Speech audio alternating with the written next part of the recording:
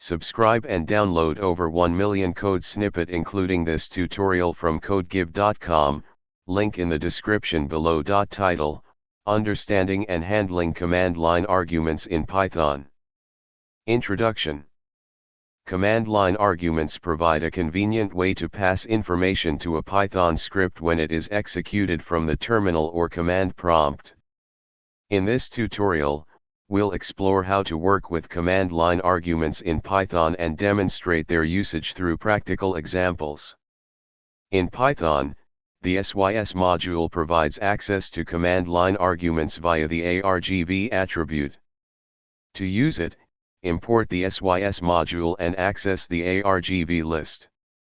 You can use the len function to find the number of command line arguments. Let's create a simple script that takes command line arguments and performs a basic operation. Save the following code in a file named calculator.py. Run the script from the command line with two numbers as arguments. The script will output. Understanding and working with command line arguments in Python is essential for building scripts that are flexible and can be easily integrated into different workflows. The sys.argv list provides a simple way to access and process command line arguments, enabling your Python scripts to receive input dynamically from the user. ChatGPT.